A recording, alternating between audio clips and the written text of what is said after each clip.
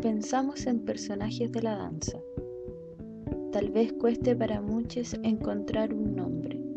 No así si pensamos en otros ámbitos del arte, como la música, la poesía o el cine, en donde resaltan por lo general figuras masculinas. Este problema devela la información sesgada que existe en torno a la danza y la reiteración del machismo en todas las artes, además de la danza.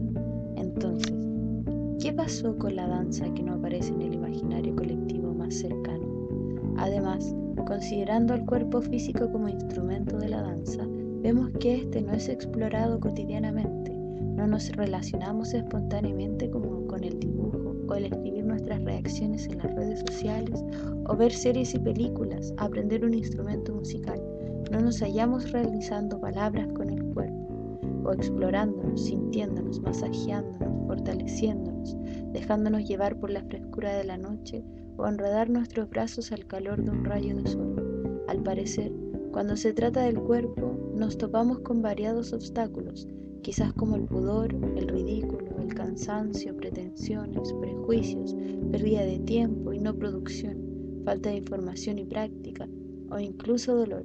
Entonces, ¿qué provocó este analfabetismo corporal? Para encontrar respuestas, podemos vincular la no reapropiación del cuerpo con el estudio que hace Foucault acerca de los cuerpos adheridos a un esquema político que se penetra en el cuerpo individual hasta configurar su voluntad propia. El cuerpo para Foucault es el único bien accesible, por lo tanto es sobre los cuerpos en donde el poder proyecta su esquema, el cual gestiona a través de distintas disciplinas, fabricando un cuerpo dócil, útil para los distintos mecanismos del poder.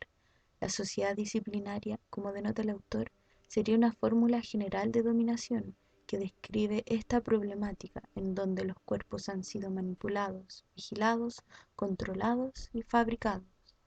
Este análisis es coherente y significativo para comprender el entramado subrepticio que se orquesta sobre los cuerpos y que hemos asimilado y perpetrado sin crítica ni cuestionamiento profundo que lo revierta, pues este tipo de sociedad está incrustado y aprobado ingenua o neciamente por generaciones, y es que casi no hemos vivido otras maneras, o no las sabemos, porque se nos ha heredado el ignorar y exiliar otras diferentes historias, otros diferentes cuerpos, a los cuerpos que se han resistido, a los cuerpos que no han sido dóciles, como el cuerpo indígena, como el cuerpo de la diferencia sexual, al cuerpo mujer, al animal, al que cuestiona, al loco, al marginal. Nos han creado tabúes y han generado voluntades ficticias sobre nuestros deseos.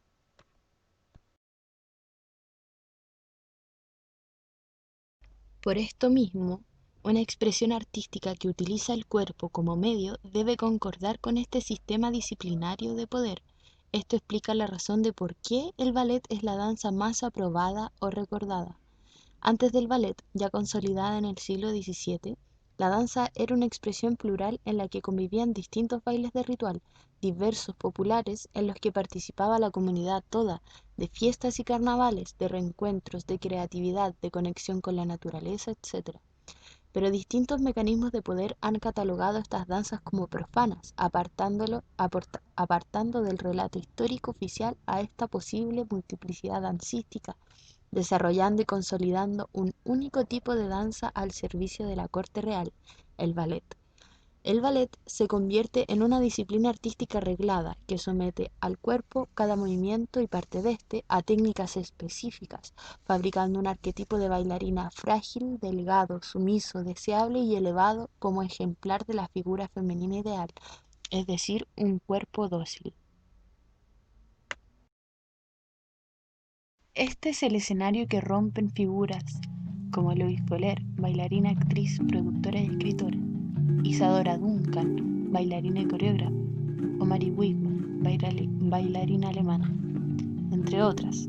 Si bien hubo y hay hombres en este arte, son bailarinas las que riñen con los paradigmas establecidos de una danza creada para el entretenimiento de la aristocracia, quienes, por ser mujeres, no son reconocidas como lo fueron otras figuras del arte, que en ese mismo momento también rompieron las imposiciones de sus propias disciplinas, como lo sería el músico Schoenberg o el pintor Picasso, por dar ejemplos.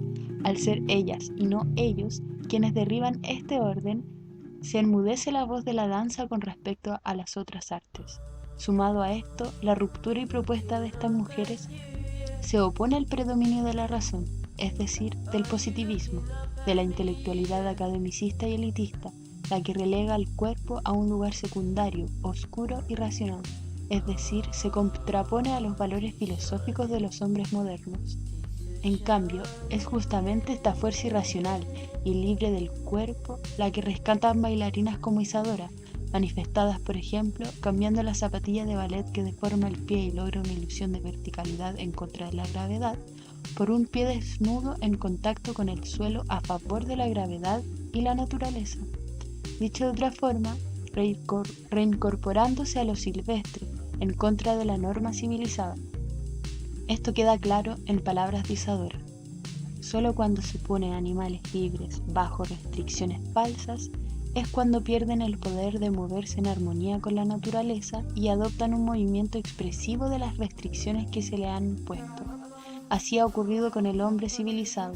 Los movimientos del salvaje que vivía en libertad en contacto constante con la naturaleza eran incondicionados, naturales y hermosos. Por lo tanto, la idea de cuerpo, subvalorado por la esfera racional, es cuestionada por un arte en el que el medio esencial es el cuerpo mismo y que explora y subvierte los distintos flujos que le atraviesan o que en él se proyectan, adquiriendo un saber diferente que amenaza o transgrede por ser distinto a la lógica impuesta de los cuerpos dóciles, es decir, el saber propio del cuerpo librado es la ruina del sistema dominante.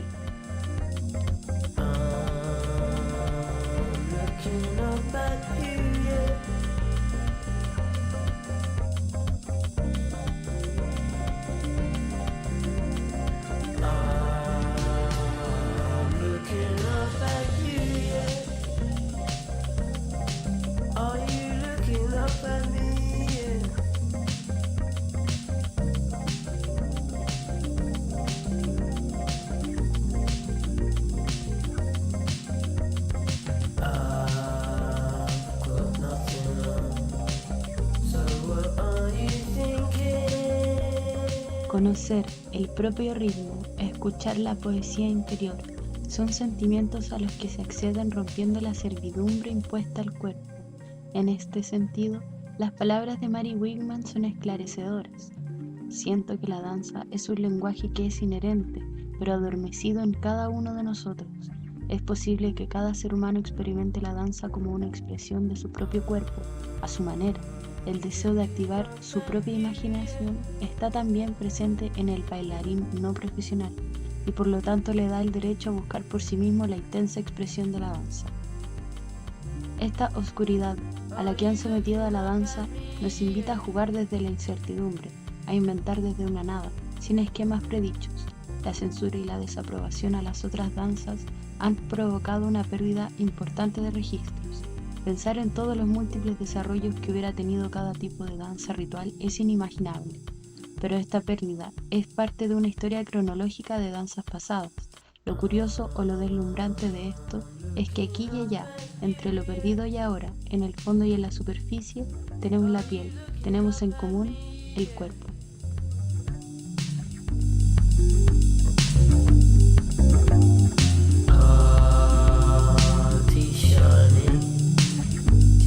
T-shirt